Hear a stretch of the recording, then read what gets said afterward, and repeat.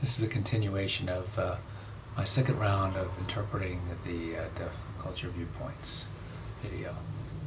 Jen is asking, in your experience, what's the difference between deaf culture when you're growing up and what you see it as now? Mark's saying, compared to now, I notice a lot of differences between the past and now. There's a lot of covering up of deafness now as compared to before, as compared to now, where there's more recognition. I grew up in Native culture, interacted with a great deal with that group. And I had some interaction with the white mainstream community, and within that community I felt like I had to sort of hide myself. Different aspects of myself, my native culture and background.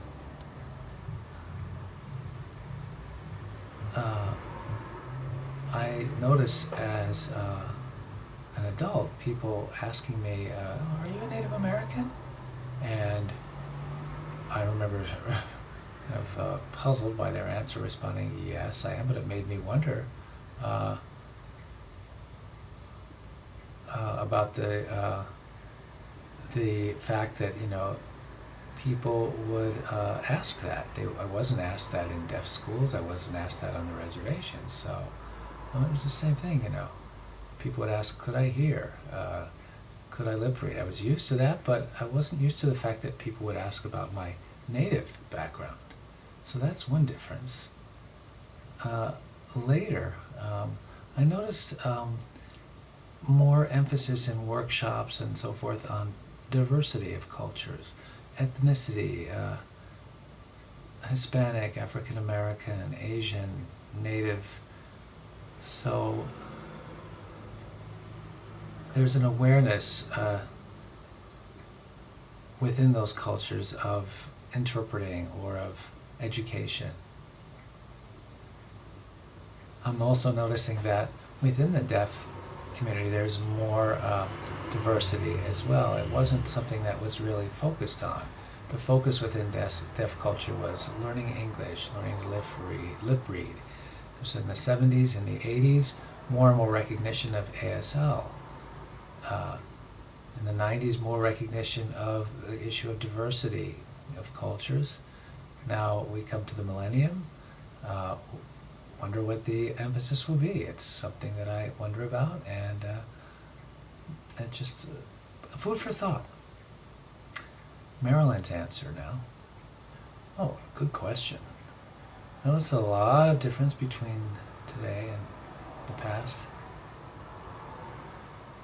Remember going to deaf clubs, going with deaf friends to different places to watch movies. There'd be captioned movies that we would go to, different places, different theaters would have that option. And there was more of a cohesiveness of the deaf culture. I see that less as a factor today. There's more people going to mainstream schools, less interaction between deaf people. There's fantastic technology today that has been provided to deaf people, but in a way it's caused less contact within the community, less socialization, less just getting together and chatting. My parents or my grandparents during their time, they would have to drive just maybe 100 miles just to see if someone was home, and then leave a note and drive home if they weren't there. I mean, now you have technology that enables people to get in touch instantaneously. But that has a negative in that there is less interaction within the culture. David's saying, compared to now, what changes? Let me think. Well, one is technology. I remember when TTYs first came, I was at a deaf high school, a deaf school for the deaf high school, and I noticed this big device called a TTY, very cumbersome machine that one would use to type out messages. And now we have these handheld pagers and various devices that we use as opposed to telephone technology. So that's one thing that's changed. I remember at my deaf high school,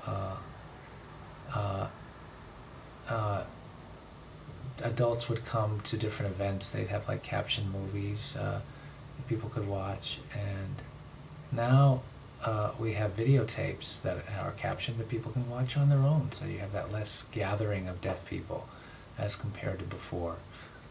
Less getting together, more individual groups as opposed to one large group getting together, interacting together. So I'm not sure if that will continue or what will happen. It'll be interesting. What the future holds, I'm not sure. I feel like, with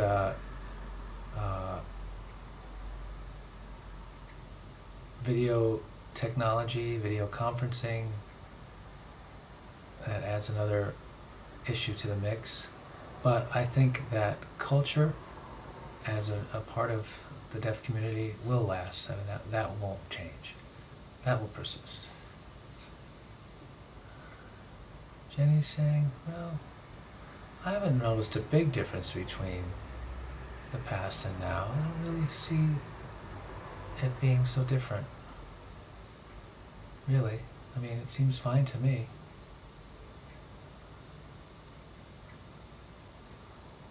This is Ed's response. Yes, there's more understanding of what deaf people need at school, at ASL, signing. More support of that than before. That's a big improvement, I think. I feel like I, in a way, was born too early. If I could go to school again, I would, because there'd be support, interpreters, and so forth within the school setting that I didn't have. Deaf people are more open, more proud. They're not hiding their identity like before. You see deaf people now, before you would see them, if someone would notice them signing, they would quickly put their hands down to avoid being noticed, and then start conversing when they weren't looked at, like they were ashamed or something. But now it's more acceptable, through TV, media, so forth. It's more of an acceptable fact of life in our culture. Brenda's saying, boy, a lot of changes. Some of them are positive, some are negative. On the positive vein, it's more opportunities for deaf people to have more work opportunities, more professions, a vet, lawyer, dentist. There were limited opportunities for deaf people in the past, manual labor, printing, that sort of thing. There were deaf counselors and teachers in the past, but even more professionals, psychologists and so forth, which is a good thing. Now deaf people are more spread out, more like Israel when we speak of the diaspora of people spreading out from a center. I think that's what's happened. There was a sense of people having the same interest in being together. Now, because of technology, with computers, email, deaf people feel like they don't have to go to these events together to, say, watch a captioned movie at a deaf club.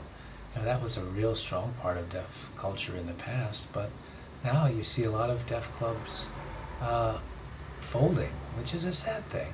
I remember growing up going to deaf clubs and how wonderful that was. It was just such a joy to go there. But so in a way, we miss something. But maybe we're going back to that idea of deaf being together, and then there was a sort of a spreading out of people. And now, there are like deaf festivals and deaf monthly deaf events, with folks that can hear and sign.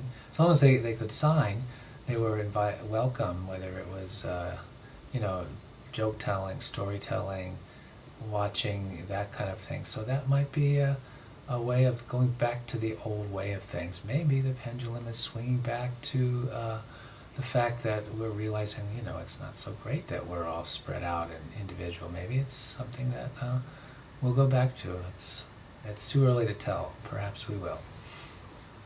Question 3.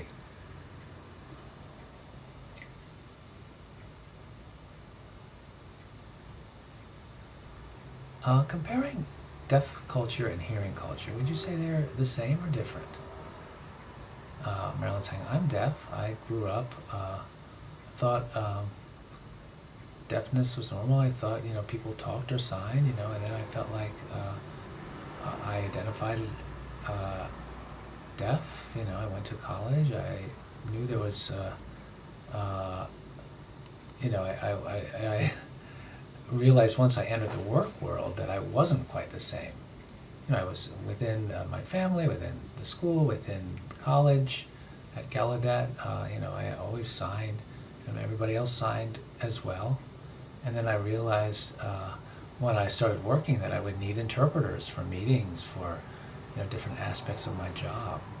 At my school, college, and through school before that, there were all the people, not just the educators, but the workers, the cafeteria workers, everybody at the school would sign. So when I started work at the Department of Justice, I was the only deaf person there, and it really hit me that, wow, I need to advocate. This was in '92. I realized I needed to educate people about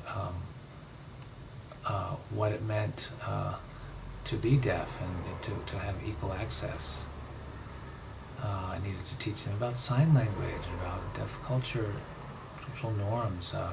Sometimes I would teach them how to spell things, or whether writing notes back and forth as an aspect or as a way to communicate.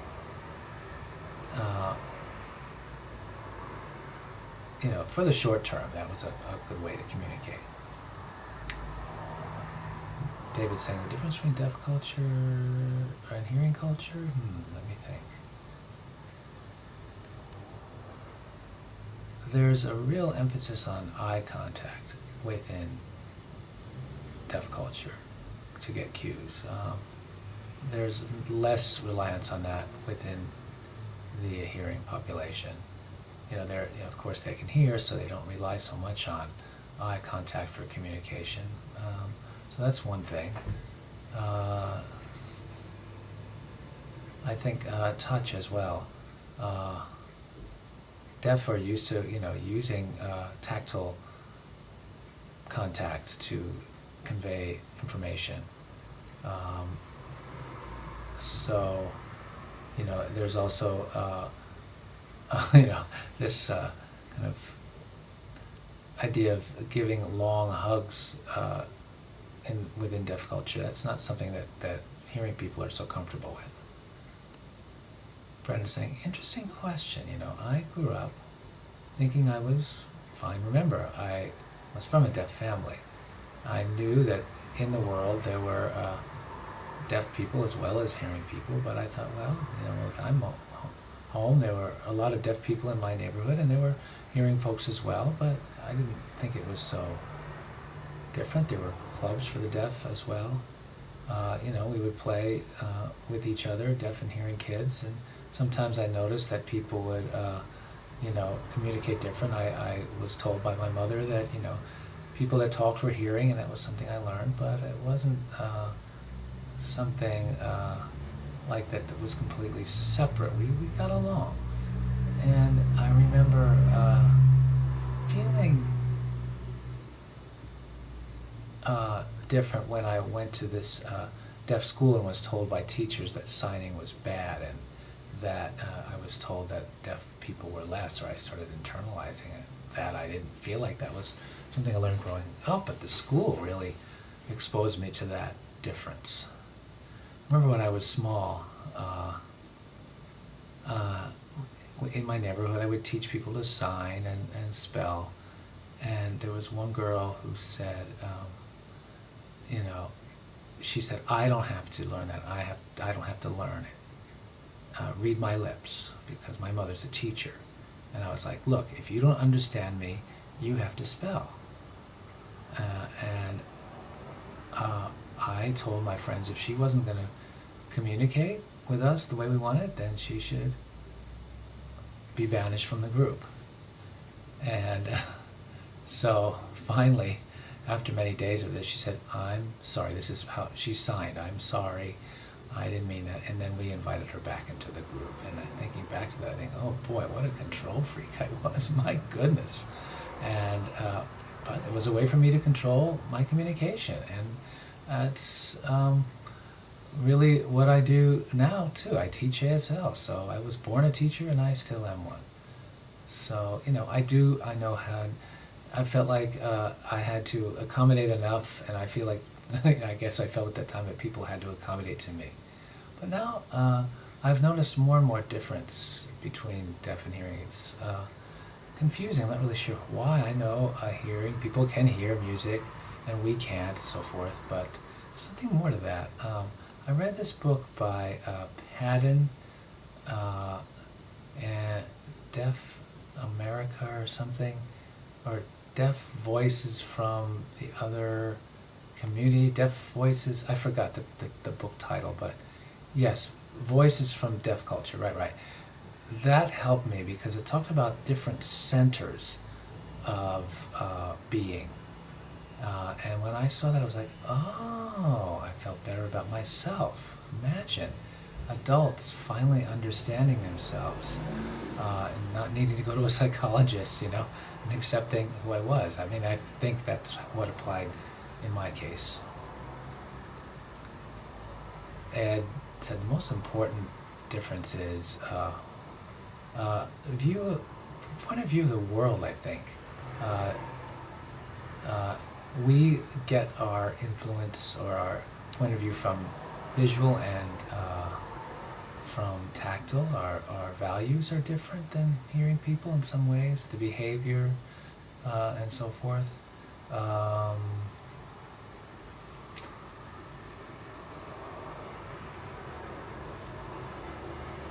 There's often a conflict because maybe if I'm going out to drink with deaf folks, or if I go out to a bar, I'd be staring at a deaf or at a hearing guy, and I maybe might touch them every once in a while, and it's just my way of being attentive, and people would sort of jump if I touched them or stared too long. They're not really used to that, or they're used to a stranger touching them.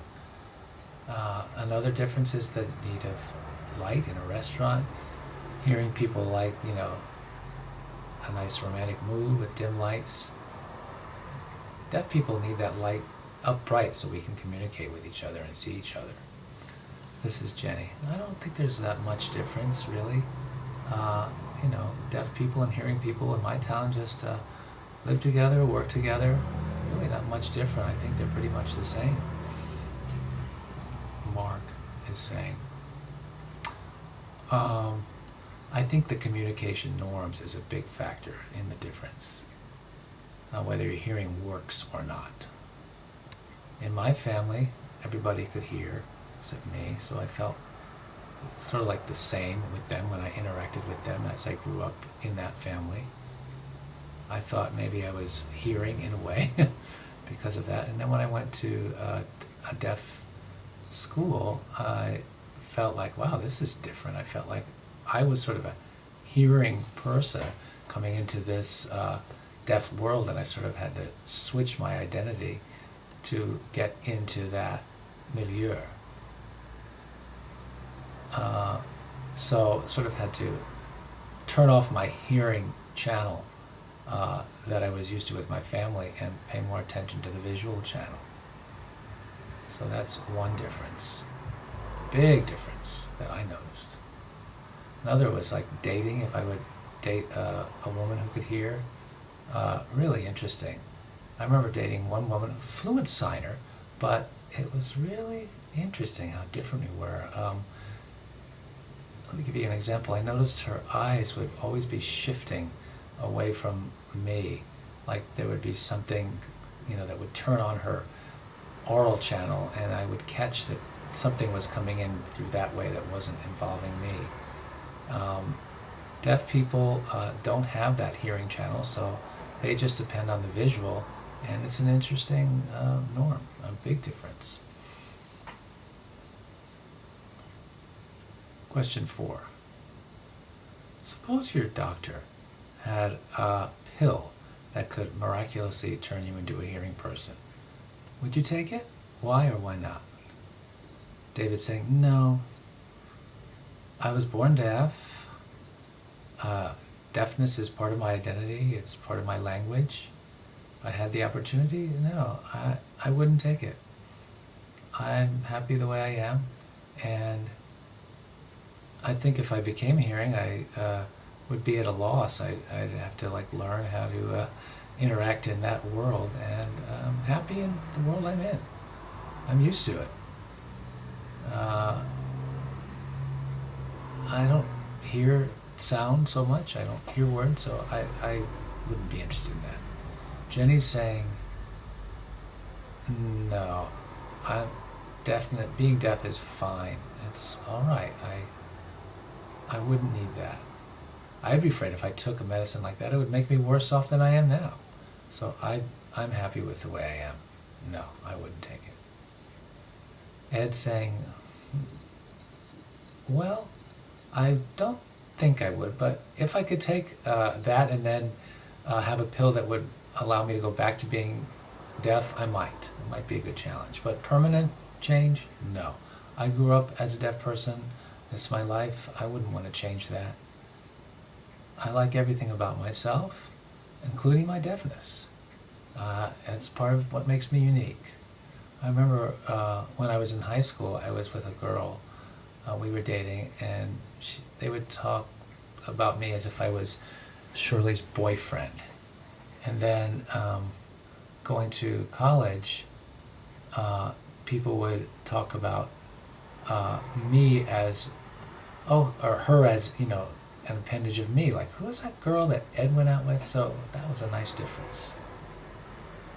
Brenda's saying, okay, no, I'm satisfied with who I am. I'm deaf, that's who I am. If someone was born one way, that, I guess they could be baptized if they were a different way, but no, to be hearing? No. I was deaf since being a child, and that's how my identity was formed. Communicating with them. If I had frustrations with, maybe being born into a hearing family, maybe that would be something I would wish for, but I never felt that way being part of a hearing or a deaf family. So, sometimes I do wish I could speak because there are so many frustrations and miscommunications with people when you're trying to communicate with them if they don't know how to sign, but that's just life. Some people wish they might be taller, that's something I actually wish for too, but people are wanting this or wanting that, but that's sort of how I see this. I might wish it, but that's okay. That's who we are. Mark's saying, I think I would resist that. It'd be like if I took this thing, I would be it would be a different foundation in my life. I mean, my body is imagine it to be like a tree with you can't add a new branch onto it. I don't think that's something I would want. The way my mind functions, I suppose I could switch over to being hearing, but my body is sort of rooted in deafness. How I developed and how I move and my facial expressions, that's something I just cherish about myself too. So, it doesn't include hearing. It includes visual input, and that's who I am. That's how I view the world. So, to take a pill like that, I think I would resist. I'm satisfied with my deafness, my visual capabilities, and that's how I've been, and that's how I would be happy to stay. Marilyn says, no, I wouldn't take that. I'm deaf. that's my foundation. That's how I was put on this earth, and that's how I wish to stay. Question 5. Suppose you were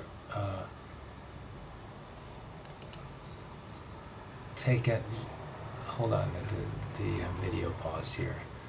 My computer went to sleep. 1 second. Just gonna go back to this question.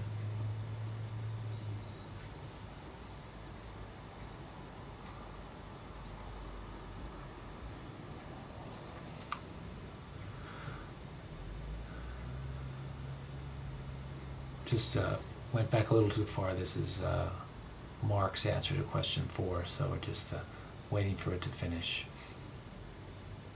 And then we'll continue with question 5.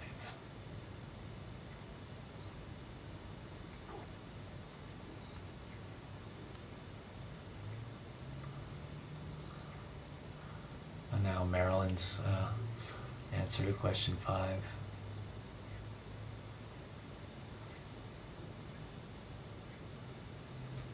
And here it is. Oh, sorry, Marilyn's answer to question 4. Now is question 5. Suppose you were responsible for teaching hearing people about deaf culture, deaf lifestyle, deaf language. What would you teach them? What would be the most important thing? There's so many things to pick from, David's saying. I think really to help people understand that what's important is communication, ease of communication between deaf and hearing.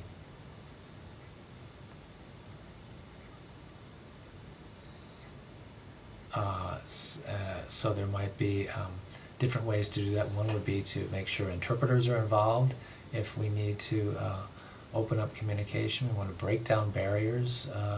So we would use interpreters as a bridge to that. If we need to write notes back and forth, we could do that, but that's what we need to do. Jenny's saying, remember writing back and forth with hearing people, and hearing people saying, oh, I didn't realize that was a way you could communicate with a deaf person. They might not have realized that, but just to let them know that that's, a normal way to communicate.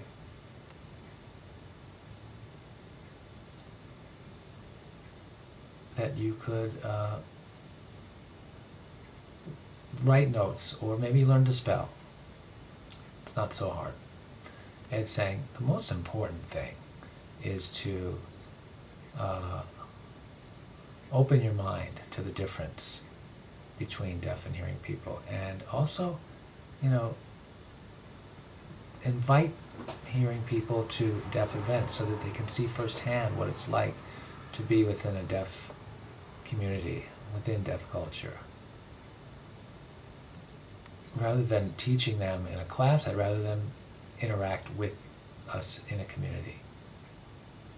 And if you're going to interact with a deaf person, make sure that you use your eyes and keep eye contact to respect the visual mode of communication.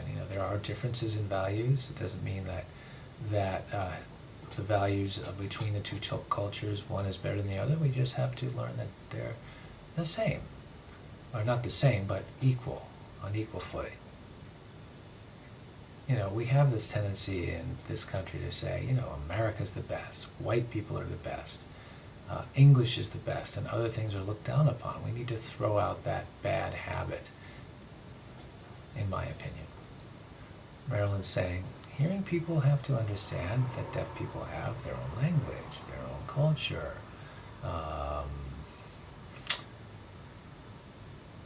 We have to educate them to that, and not allow them to control and oppress us, not let them think that we're inferior. We have to teach them that people are different, and that's an important thing to understand.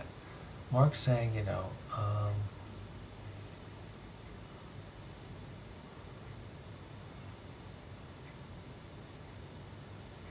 that we need to let them know that body movement and visual communication is very important.